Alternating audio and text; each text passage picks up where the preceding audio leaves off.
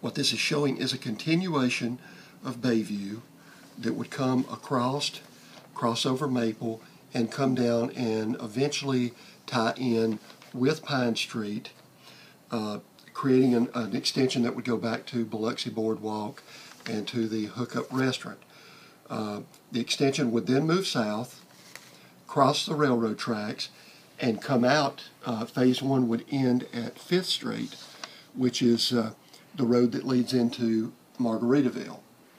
Now, the eligibility requirements for the applications in order to qualify for the $5 million grant are that over the next 5 years, private development would have to invest at least $70 million into their projects in order for us to qualify for the grant. Up here would move slightly to the east, come in right here.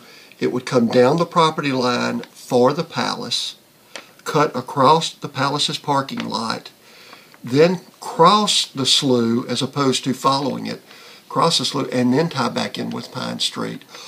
It's much cheaper and much more feasible to cross this drainage area than to follow this drainage area. It is being made up through the donated property that's being donated by Chris Ferrara, who owns the Biloxi Boardwalk, and also Cotton 4, who owns a portion of the property that's the road would pass through, and Harrison County Development Commission, which is giving us a small strip.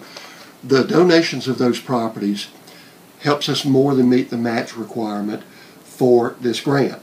The grant is for $5 million.